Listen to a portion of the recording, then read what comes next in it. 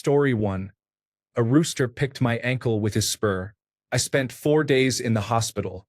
12 bags of intravenous antibiotics, plus oral antibiotics for another couple of weeks. Story 2. I had stomach cramps that doubled me over for an hour. When I arrived at the emergency room, I passed gas for a full minute. It was an instant cure. Story 3. I cut myself with an old knife while removing the packaging from a new one. Story 4. I had heartburn, but I do not regret that I went. I had severe chest pain for a few days. It later became tightness from stress and a rapid heartbeat from panic. Then my left arm began to tingle. Maybe I had been sitting awkwardly. Anxiety attacks can be indistinguishable from a heart attack. Story 5. I tripped over a hay bale at a Renaissance festival, fell on a camera in my fanny pack, and ruptured my spleen. Story 6. I was attacked by my Christmas tree. I was reaching behind it to unplug the lights when I somehow dislocated my knee. Paramedics had to extricate me after the tree toppled on me. Ho ho ho. Story 7. I had a tampon stuck and genuinely thought I was going to die. 14-year-old logic is something else entirely. Story 8. My husband works in the operating room on call. There have been enough emergency room cases where a husband fell on a mousse can, a hairspray can, or some other type of can while his wife was at church, and the can had to be surgically removed from his butt. Story 9. I ate too many gummies and literally thought my life was coming to an end. I could not walk without major difficulty. I could not speak because I was slurring so badly. My whole body was shaking, and my heart was pounding. I went to my room intending to go to bed, but I had the thought that dogs know when people are going to die. I told my dog, "If I am dying, sit." He sat down. Convinced I was dying, I called 911 and went to the emergency room. I told my family, and it became their favorite story to tell at parties. Note: sorry for the confusion. I meant edibles. I usually call them gummies. Story 10. I inhaled a breath mint at 2 in the morning after taking a deep breath while belting out a Tevin Campbell song as the club was closing. Story 11. This week I went to labor and delivery at 23 weeks pregnant, convinced that my water had broken and was experiencing increasingly painful cramps. It turned out I just have a terminal case of WAP. Story 12. When I was a kid, I wanted to keep a Barbie shoe safe because I thought it was pretty, so I shoved it up my nose. Story 13.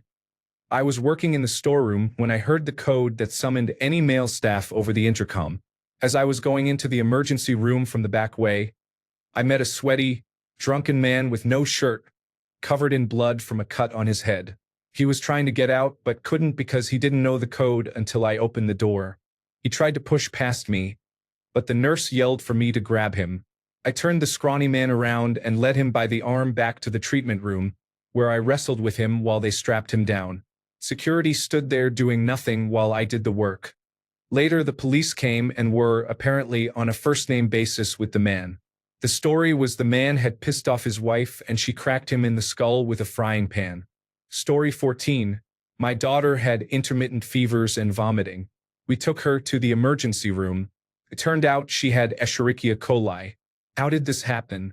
She put her hand in a fish exhibit at the aquarium and licked her fingers. Story 15. I separated frozen hamburgers with a steak knife when I was a teenager. Story 16. I vomited every 20 minutes for 10 hours. My dad stayed up all night timing them, emptying my bucket, and refilling my water. I went to my primary care provider in the morning and got a shot in my buttocks. I slept for another 10 hours. When I woke up, I was in so much pain I thought my appendix had burst. I was screaming and writhing, and my parents rushed me to the emergency room. $2,000 in tests later, they told me nothing was wrong and it was just muscle soreness from the extended episode of vomiting and dehydration. They didn't even give me anything, not even intravenous fluids. Story 17. I tripped on the stairs and struck my shin hard against the metal edge trim. It swelled and bruised badly, so I went to the emergency department. They could not get an image of the bone because of the large hematoma. They also could not cast or otherwise immobilize it because of concern for compartment syndrome. I could not use a walking boot or a scooter because they would press on the injured area. They gave me a tetanus booster because I had broken the skin on metal and my vaccination had expired, and then sent me home with instructions to keep the leg elevated and rest. I kept the leg elevated at all times, only getting up to use the bathroom and to shower, for at least 2 weeks. I inspected my leg every day, and even with the leg elevated, I watched the hematoma break up and discolor everything down to blotches on the bottom of my foot. After 2 weeks, I returned for repeat imaging. They could see the fracture was healing, so they gave me another week off work for light duty at home. In short, I tripped on the stairs and badly injured my shin. Story 18. My 3-year-old got a jelly bean stuck in his nose. My father, his grandfather, tried to see how that could have happened by putting a coffee bean in his own nose, which then became stuck. Story 19. I was depressed and was not refilling the Brita water filter. I was also not eating because of the depression. I ended up with a urinary tract infection, dehydration, a kidney infection, and walking pneumonia. I was weak and could not stand up without fainting. I nearly developed sepsis. All this is to say that depression can kill you even if you do not have an active plan to end your life. Story 20. It was finals night of my first semester of college. I drank a lot of energy drinks to study, then a lot of Benadryl because I wanted to sleep and wake up early to study. I thought I was dying. My whole body felt tingly, my heart was racing, and I had difficulty breathing. I went to the emergency room and they told me I had given myself a poor man's speedball. They gave me fluids and sent me on my way. I still made it to my 10 a.m. final across campus. Surprisingly, I never graduated from college. Story 21. I experienced a syncopal episode in a hardware store. When I regained consciousness, I realized I had urinated on myself and felt mortified. Story 22. I caught a mouse in my basement by hand, and it bit me. I went to the emergency room at 3 a.m., and they told me there was nothing they could do because mice very rarely have rabies. Story 23. Pinto beans were shoved into my ear canal because I was pretending to be a spy. Story 24. I sliced the web of my hand between my thumb and index finger wide open with the short blade of a Swiss Army knife. I was trying to get to the middle of a golf ball to see what was inside. There was a lot of blood. Story 25. I gestured too wildly at a dinner party and knocked a full cup of nearly boiling tea onto my lap. I had to remove my pants in front of my boyfriend's parents, and much of the skin on my leg came off. The emergency room treated me well. Luckily, it was only a deep second-degree burn, so I was free of bandages after 2 weeks. Story 26. I didn't make it to the emergency room. I had been out drinking, got home, and vomited in the toilet. I looked down and saw only red and thought, oh fuck, I'm dying. I called an ambulance. They came and took one look at the vomit. The paramedics asked, have you been eating strawberries tonight? In my drunken state, I said, yeah, we had them for dessert. They patted me on the back, wished me a happy hangover tomorrow, and left. Story 27. I had a headache on the way home from vacation and convinced myself I had brain cancer. Story 28. Rabies shots for my wife and me because of a bat in the house. $12,000 for each of us, and insurance covered the cost. Story 29. A puppy I was playing with stepped on my hand and my knuckles scraped the concrete. I washed it and put hydrogen peroxide on it. A day or two later at work, I showed my coworkers a red line growing from my knuckle up to my wrist. This was before the internet, and they suggested I call a telephone nurse. She immediately told me to get to the hospital. I felt foolish waiting in line with more serious injuries, and when I was called and asked what was wrong, I said, I hurt my finger. Once they saw the line up my forearm, I was ushered back and it was painfully scrubbed. Story 30. I was on the toilet. I sat there for a bit too long using my phone.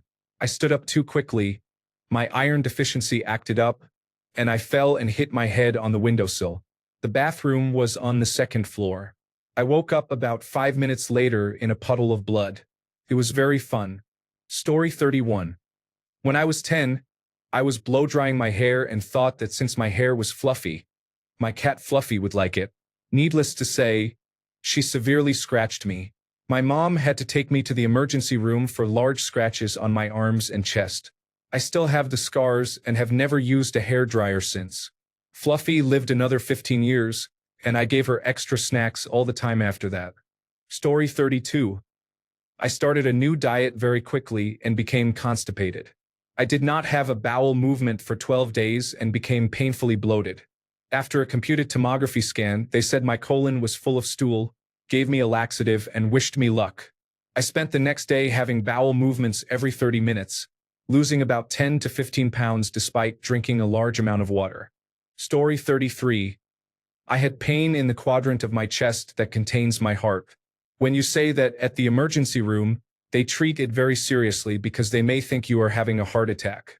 After about 5 hours and a bunch of x-rays, it turned out to be most likely irritation from muscle spasms rubbing against my bones.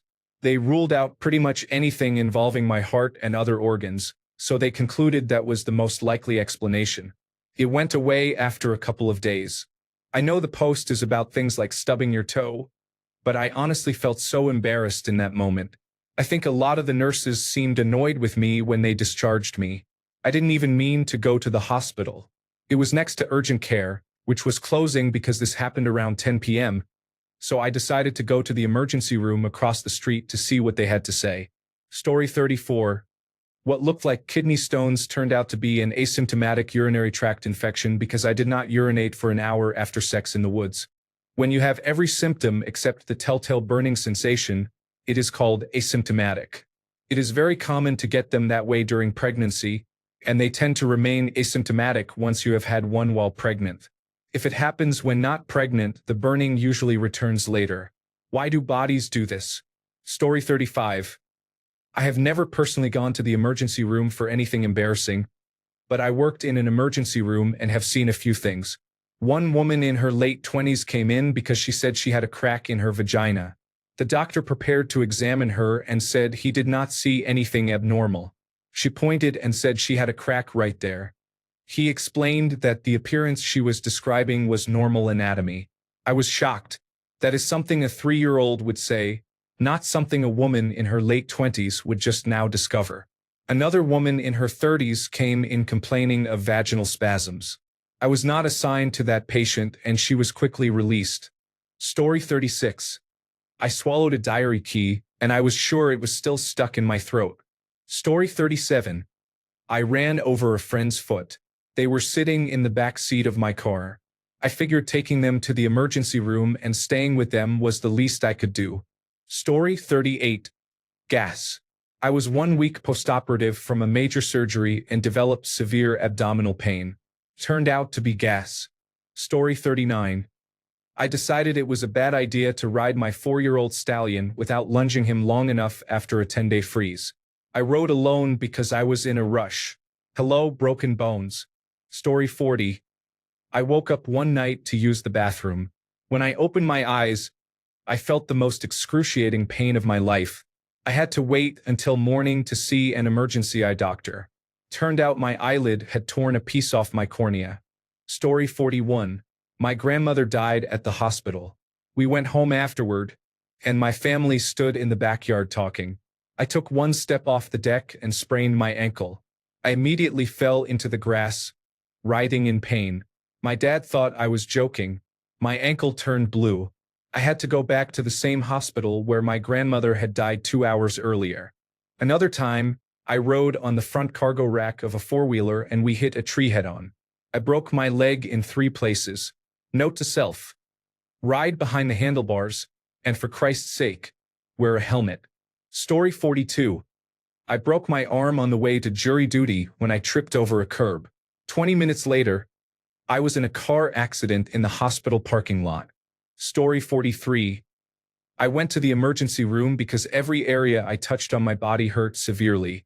Turned out I had a broken finger. Story 44. My drunk buddy fell on the floor, split his head wide open, and I felt inclined to go to the emergency room with his dumbass. Story 45. My friend dragged his foot along the carpet and a toothpick pierced his foot. He went to the emergency room and waited 4 hours for them to grip and remove it. Story 46. Panic attacks that felt like heart attacks were awful. They would subside and then an intense wave would hit, causing my heart rate and blood pressure to spike. It eventually stopped, but I went back at least 3 times before getting an echocardiogram and other tests and being told to lose weight and go to therapy. Story 47. I took a dab, and my heart rate spiked to 180 to 190 beats per minute.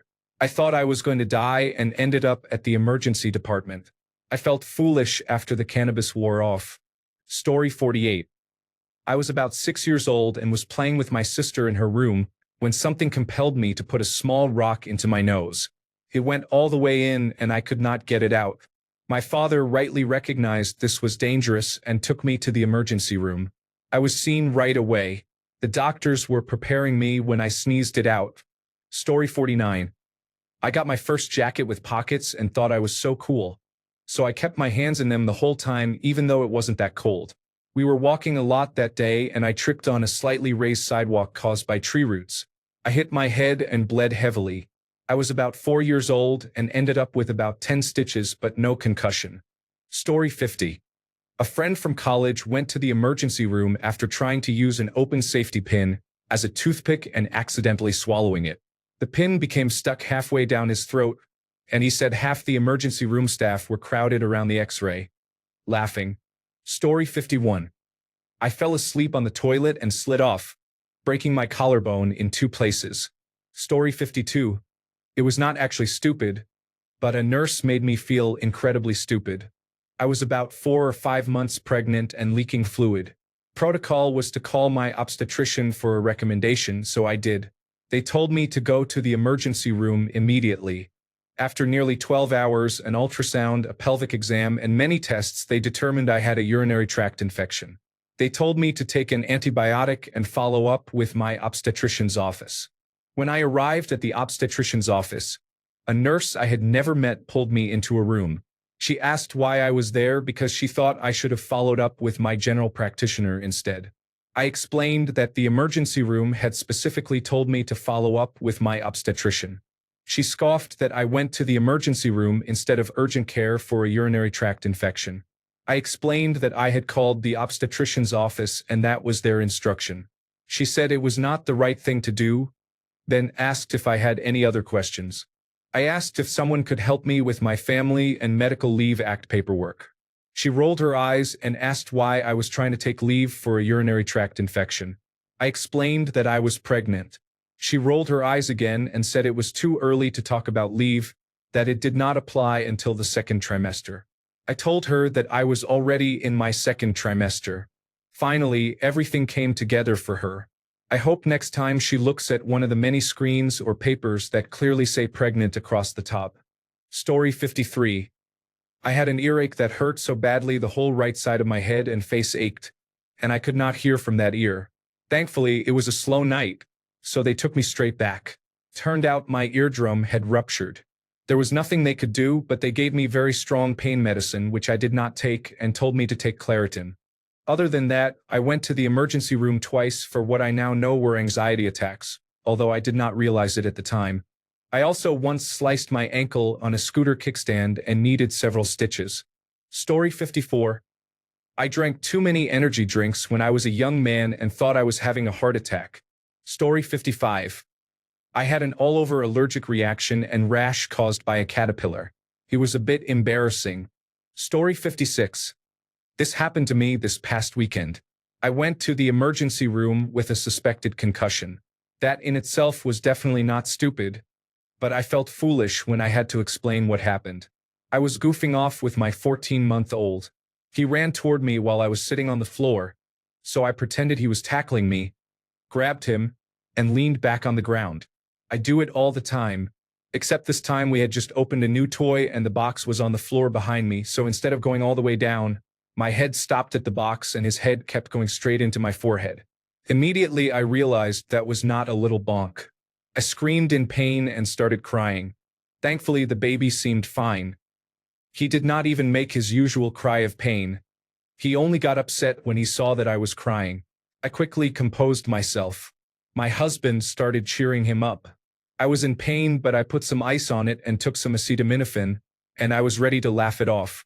Then the dizziness began, along with nausea and confusion, so I thought we were off to the emergency room, which made me very sad because 2024 had been the first year of my adult life that I had not had to go to the emergency room for any reason, illness, or injury.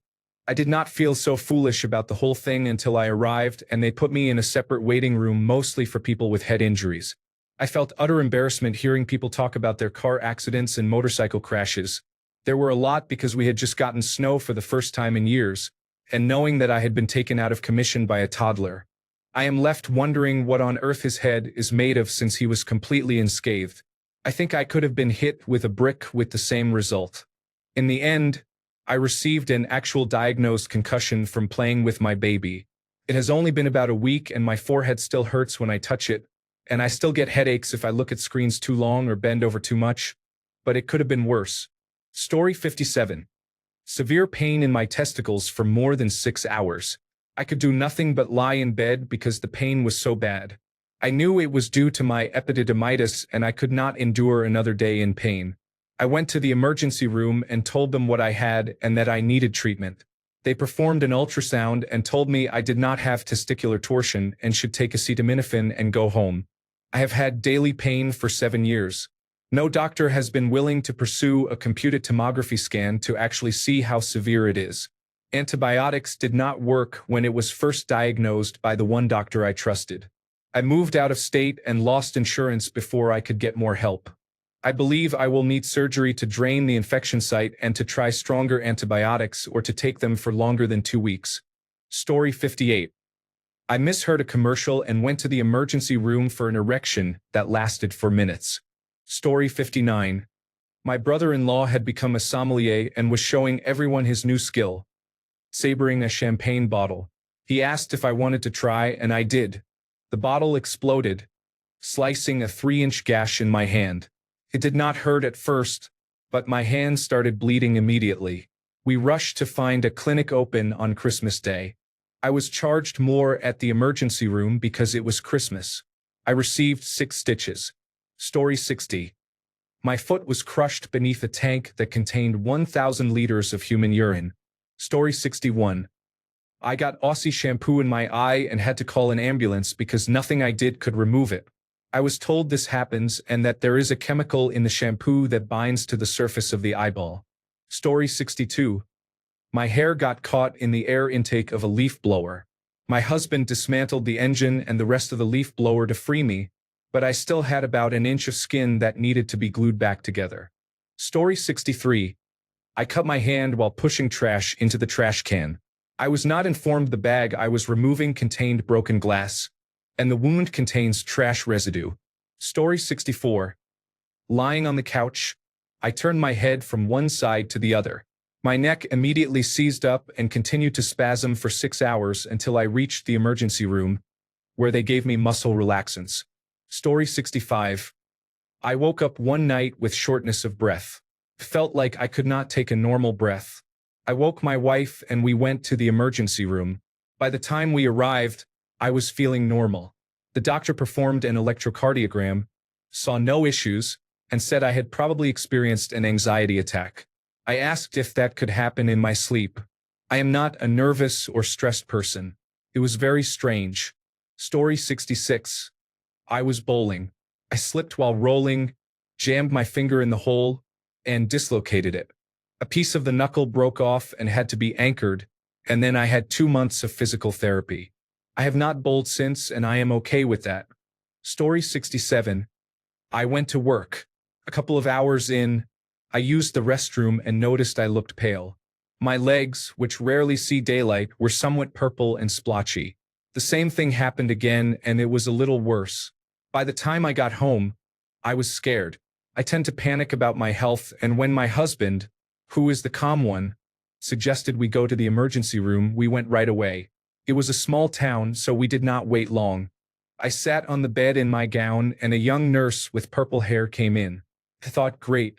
She asked me a few questions, then said, "Can I try something?" I saw it on the social media app TikTok.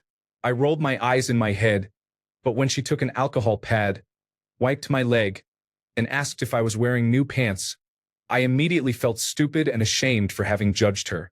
It was the fastest, cheapest emergency room visit ever. We all had a good laugh, and I always wash my new clothes. Story 68. I sliced my fingertip with a kitchen mandolin. I was getting off a bus, turned, and heard and felt a pop in my knee. Once, I went to a walk-in clinic to have a piece of improperly cooked wild rice removed from my tonsil. Story 69. I picked up a cardboard box in the garage to move it. I did not realize it was full of horseshoes and was not taped closed on the bottom. I was wearing flip-flops and broke 2 toes. Story 70. I thought I had testicular torsion. After all the tests came back normal, I put 2 and 2 together and realized I had probably pulled a groin muscle trying to get a heavy couch into our house. Story 71. I accidentally took one of my son's old penicillin pills instead of a 600 milligrams ibuprofen tablet. I am severely allergic to penicillins. In my defense, they somehow got mixed in with all my prescriptions, probably during spring cleaning. Someone assumed it was one of my bottles. I'm almost always the only one with prescriptions, and others might have one every few years, and tossed it in without looking. It was the same size and shape prescription bottle as my painkillers, from the same pharmacy, containing nearly identical pills, so nobody even thought to check, including me when I took one. I always read labels now. I almost died. If I hadn't had a box of Benadryl and chewed 4 tablets, I wouldn't have lasted until the ambulance arrived. They make me carry epinephrine now, though I hope it will never happen again. No penicillins are allowed in my house anymore, and my fiancé isn't allowed to take them at home either because he could transfer penicillins onto me through various bodily fluids. We all take non-penicillin antibiotics now. Not reading labels before taking pills that could readily kill me was extremely stupid, regardless of the extenuating circumstances. Story 72. An anxiety attack. My coworker and I thought I was having a heart attack. I was going through a very traumatic event at the time. One day at work, my chest hurt so much that I almost fainted and would have collapsed if my boss had not caught me in her arms. I was taken to the emergency room by ambulance, spent half the day being tested, and was told I had an anxiety attack and that nothing was physically wrong. I felt embarrassed, especially after the doctors made me feel like I had wasted their time. I was ashamed to go back to work and tell everyone what had happened. Story 73. Are we talking stupid or stupid? I had severe stomach pain, so much so that I collapsed at work and was taken to the emergency room. The lining of my stomach was gone. Around 2018 and 2019, people realized I could eat all the hot sauces. We would line up all the sauces from the show Hot Ones, and people would compete against me to see who would crack. I never cracked. I would even put the last dab on pizza and stuff because I liked it. Then my stomach decided it did not want a stomach anymore. I had to live off rice and unseasoned chicken for 6 weeks until my stomach lining grew back. I spun in a chair really fast and bashed my head against a desk. My friends dragged me to the emergency room to be checked for a concussion. One time I was working from home at my computer and left a message for my coworkers. Hold on a sec. There's a bee in the room. Then I disappeared. About 10 minutes later, my brother joined the chat, said, "Sorry, this is our brother. I'm taking someone to the emergency room," and left. The chat was just like, "What happened?" The bee had landed on the window screen. I went to close the window so it would be trapped, but when I closed it, the glass shattered and cut my hand. One time I was rubbing my eye and my finger got stuck under my eyelid. Once I came home, took 2 steps up the stairs to place a bag on the landing, stepped back down, and one toe caught on the lip of a step. At first I thought I had stubbed it, but the nail had flipped backward. I had to go to the emergency room to have the nail removed. Urgent care could not do it. I was late picking my baby brother up from school and was running down the hill I live on. I tripped on a Doritos bag and went rolling, tore a muscle in my leg, and skinned every knuckle to the bone. I was going to a friend's baby shower and was looking at the addresses on the side of the apartment building. They were big and high up, so I took a step back to see the number and tripped off the curb into the street. I somehow badly injured both legs and suffered minor nerve damage to one. Honestly, there's probably more, but I'm done for now. Story 74. I cut my hand when I reached into the dishwasher and touched a knife with the blade pointing up in the silverware holder. I was the one who put the knife in the dishwasher. I sat in the waiting room for 4 hours and ended up needing stitches. I fully accept my moron award. Story 75. I would not say it was a stupid reason. I ended up in the emergency room convinced that I was having a heart attack. After a 12-hour wait, it turned out to be costochondritis, which is inflammation of the cartilage that connects a rib to the breastbone. Story 76. I brought my first boyfriend to the emergency room because we were having sex on the floor of his bedroom, and he insisted he had broken his knee. We were there 6 hours, and he did not break it. We shared the story with the nurses, technicians, and other staff. Story 77. I was drunk, running down the street shouting, "Look how fast I am." I was not fast. I was 32. I was very stupid. Of course, I immediately slipped on the ice. It was winter in Canada. My poor sweet husband did his best to help me. Mortified, he delicately removed pieces of asphalt embedded in my face. There was nothing to be done for my Z-shaped wrist, though, so he took me to the emergency room. Unfortunately for him, I was drunk, concussed, and, as I explained, quite stupid. I started telling everyone that my husband had pushed me. I do not know why, but nobody believed me. Maybe because he was sober and I smelled of alcohol. Maybe because he was kindly helping me remove bits of asphalt peppered into my cheekbone. Or maybe because I kept trying to run outside to be free. I guess we will never know. Eventually, my husband and the hospital security guard convinced me to wait inside and get my broken wrist treated. So embarrassing. Story 78. Not me, but twice I was in the emergency room. Once for myself and once with a friend. A kid there had been bitten by a squirrel. Story 79. I dropped a giant television armoire on my toe and ripped the nail off. The toe is now cursed because 2 years later an Icelandic horse stepped on it and the nail came off again. It never grew back normally. Story 80. A sliver from a palm tree pierced my thigh. It broke off and could not be pulled out. It was almost as wide as a teriyaki skewer. The hospital gave me a few local anesthetic injections, then made an incision to remove it. I received 5 stitches. Story 81. I did not accidentally insert a second tampon before forgetting to remove the previous one. Story 82. My college-aged athlete daughter went to the emergency room because she was overly hydrated. She kept fainting because she drank large amounts of water every day while exercising heavily. Her blood sodium level was low, which caused hyponatremia. Story 83. A moth flew into my ear while I was mowing the lawn. It was flapping against my eardrum the entire ride there. The look on the receptionist's face was priceless. They let me keep the moth. Story 84. I was very constipated. The pain was not like any I had felt before, and my family has a strong history of diverticulitis. Story 85. I once had an anxiety attack and did not know it was one at the time. When I tried to lie down to sleep, I felt a heavy weight on my chest, as if I were in a coffin, and had to sit up to catch my breath. The cause was buying my first house. Story 86. When I was a child, I pulled the wagon wheel off a small toy and jammed it up my nose. My mother is a nurse and could not remove it. I had to be taken to the emergency room, where doctors used extra long tongs to remove it. Story 87. I was removing the screen protector from my phone's camera lens when it shattered and some pieces flew into my eye. I was absolutely terrified, thinking I would rub my eye and cut it with small shards. Story 88. I was bitten by a gopher when I was about 12 years old after picking up an injured gopher.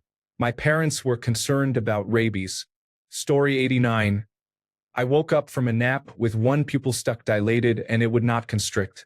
I had not been to the eye doctor before this. After searching online, I worried it could be a brain tumor, bleeding, swelling, and so on, so I went to the hospital. Nurses and the doctor agreed it could be very serious.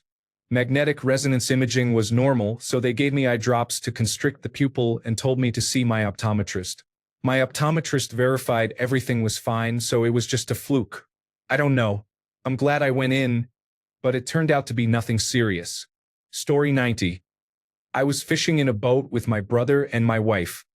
He reared back to make a mighty cast with a large lure and caught my lip. 2 barbs went in and they were able to remove one. My wife drove me to the small-town emergency room, laughing the whole way. The doctor was a real professional and had it out in no time. He kept it to add to his extensive collection. Who knew? I felt like such an idiot walking into the emergency room with a fishing lure hanging out of my mouth. I still have the scar. Story 91. I couldn't handle my cannabis. I had a full-blown panic attack and kept saying I was going to die at 20. I told my mom I had to go to the emergency room. During the trip between panic episodes, I was looking in the mirror and caught myself for 5 seconds and thought I was okay, just really high and that it was only cannabis, so why was I doing this? Shortly after, I slipped back into panic. I was given an intravenous line and medication to calm me. It might have been diazepam, commonly called Valium, but I don't know. This happened sometime after April 20th, 2023. I do have anxiety, and this experience and the hospital bill could have been avoided. Story 92. In 1978, we got some laced weed. 4 of us went to the emergency room. We were scared to death to tell them what happened. They were so cool about it. Story 93. I burned my cornea with a curling iron while doing my hair. I was drunk. Story 94. My child had a large splinter. She was strong enough to kick the pediatrician when he tried to remove it. An orderly, who was very large, lay on top of her in the emergency room. The doctor removed the splinter quickly and gave her a shot of antibiotics. Story 95.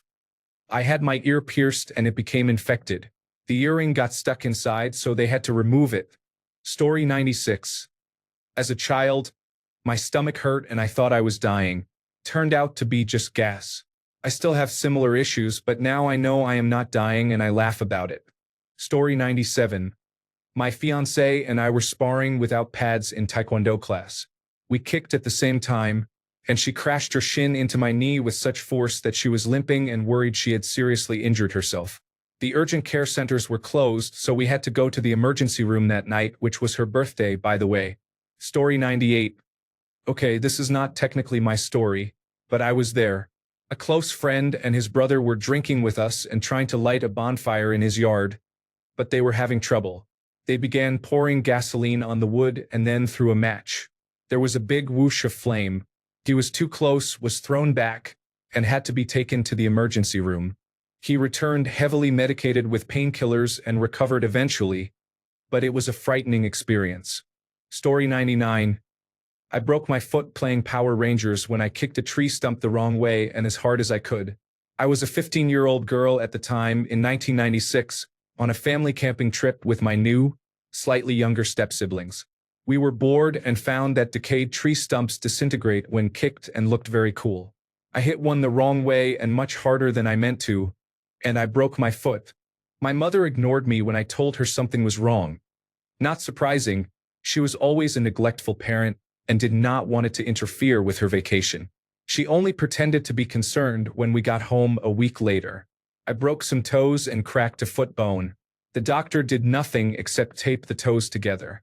Fun times. Weird story. Story 100. I was in middle school and had the worst cramps. They were so severe I could not get out of bed. My parents were very worried and nothing was helping. My dad carried me to the car and we drove to the emergency room. Needless to say, I was terribly constipated and my period was about to start. I think it all showed up on the ultrasound. My parents just stared at each other and laughed. I wanted to die of embarrassment. Story 101. My girlfriend sat on an empty fish tank, as she had done many times before. It shattered and injured her buttock, causing a 6-inch laceration that required staples. We were inexperienced and could not afford follow-up care, so the doctor gave us a pair of staple removers. When it came time to remove them, we watched an online tutorial, but by then half of the staples had become crooked. It was a horrible experience for both of us. I do not recommend removing staples yourself. Story 102. Panic attacks are not stupid. Those who experience them know they can genuinely feel like they are dying. Personally, my panic attacks always start with my left arm becoming tingly and numb. I was very worried the first time because I did not know what was happening. I had a few attacks after that and knew what they were until another one happened and was worse. The second emergency room visit was because the panic attack caused stroke-like symptoms, such as a drooping mouth and an inability to speak. My muscles hardened and became so tense that I could not move my fingers. My past panic attacks were not that bad. They were still horrible, but this was the first time I had stroke-like symptoms. I was also very scared that it was actually a stroke, so I went to the emergency room. This episode lasted about 3 hours and was the worst experience of my life. Story 103. A friend was suffering from paranoid delusions caused by pills and possibly other substances. She called 911 and asked them to send an ambulance for me. I did not overhear the phone conversation, but whatever she said made them worried enough to deem me a danger to myself. By the way, I have never done drugs nor been suicidal. Paramedics arrived and said that if I did not come willingly, they would have the police assist in restraining me. One way or another, I was headed to the hospital, so I decided to go with them. How bad could it be? They placed me in a room with nothing but a bed with straps. I was okay for a while, but an hour passed, then 2, then 3. I began to spiral and enter a crisis. I did not know what to do, so I tried to cause a commotion, screaming, yelling, and pounding the walls, hoping to annoy them enough that they would let me go. It did not work at first. They tolerated the racket for an impressive amount of time. Eventually, they had enough. 7 people came into the room to hold me down on the table and strap me in.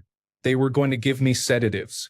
I fought like hell and tried to speak reason, but no one would even look me in the eye. I said whatever I could think of, including asking them what if I were your daughter? I told them I knew they knew this was wrong. One of the men and a woman quietly cried. It felt better to see at least some humanity in the room. I resisted as if my life depended on it, trying not to hurt anyone. They put one strap on after another until I could not move. Then they stuck me with a needle. Somehow it had no effect. Maybe it did, but I was so riled up I could not feel it. I kept up the screaming. I was there for several hours, 8 in total, I think. Eventually they released the hold. It blew my mind that this could be allowed in the United States or any first world country. I was literally taken from my home on someone else's word. Story 104. I wore flip-flops into the brush to pick raspberries. A giant splinter lodged under my toenail, and the biggest needle I had ever seen was used to remove it. Story 105. I opened a can of soup. 3 stitches later, I still have the scar. Story 106. I stabbed myself in the foot by accident. The saying, "no handles on a falling knife," does not cover "move your feet faster." I developed a staphylococcus infection and spent 2 nights and 3 days in the hospital. Story 107. I went to the emergency room because I thought something was stuck in my throat. Turned out I just had a very dry throat. Story 108. I enjoy very hot showers. Occasionally this makes me dizzy. I know it is the blood pressure thing. Apparently doing that while sick is a bad decision. I was gripping my bed, fighting to stay conscious. Story 109. I fell down the stairs because the dog got excited. Instead of running next to me, it ran around me and then down the stairs, basically clotheslined me with the leash. I only dislocated my pinky. It was not fun. My husband at the time and I had decided to divorce the night before, so there was some tension. The emergency room staff picked up on it and were subtle in their efforts to separate us and to make sure I really was just a clumsy person with a goofy dog rather than a victim of him hurting me. They finally backed off when I deadpanned to the doctor. If he had laid hands on me, it would have been an entirely different emergency room visit, because I would have ended him. Story 110. I fell out of bed and broke my back. I am still in tremendous pain 5 years later. Story 111.